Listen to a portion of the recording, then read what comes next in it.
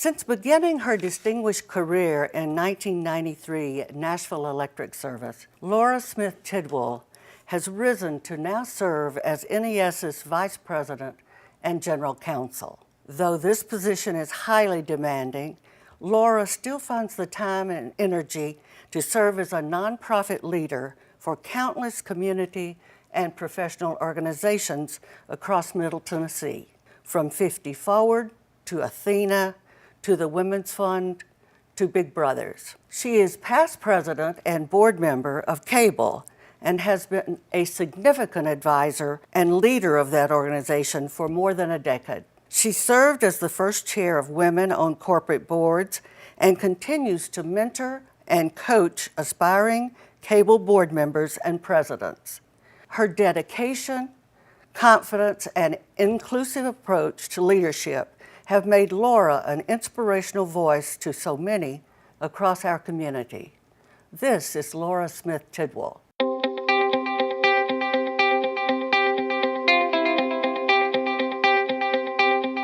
Of course, I'd have to start with my parents.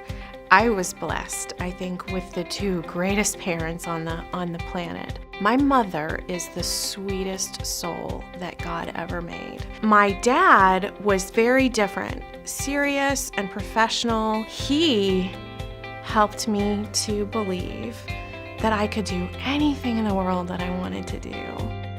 So I come to NES as a young lawyer, and pretty early on in my career, we were involved in this horrible accident. And we had the opportunity to work with Neil and Harwell, and Aubrey Harwell in particular. He chose to help me, to open doors for me, without any hope or expectation that I could ever repay that debt. And then finally, I would say, our CEO, DeCosta Jenkins, is a great inspiration for me.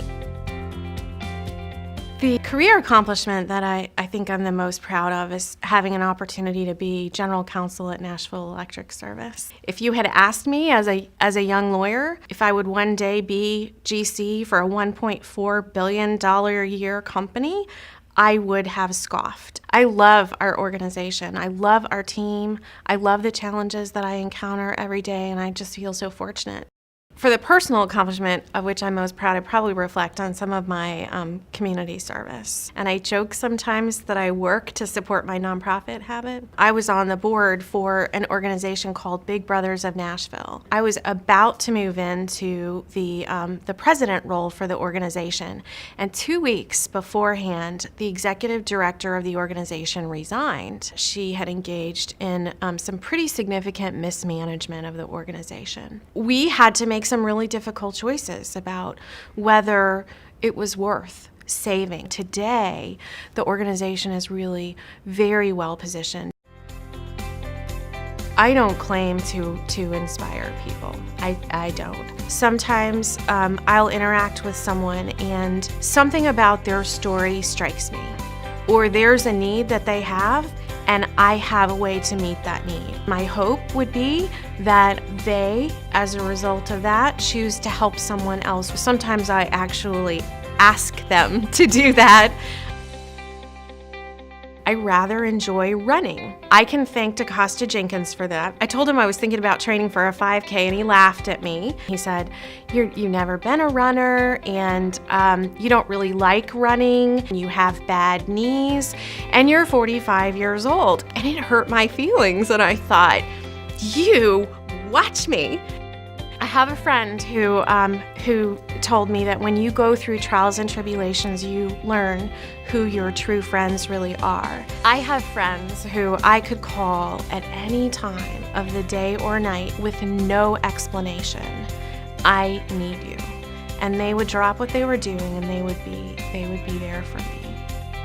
The quote that I love is this: aerodynamically, the bumblebee shouldn't be able to fly, but the bumblebee doesn't know, so he goes on flying anyway. I love that. It speaks to my heart, because if we could only overcome those limiting factors placed upon us by what society says that we should do, or what people say we should do, or what we ourselves say that we should or shouldn't do, then we're capable of anything.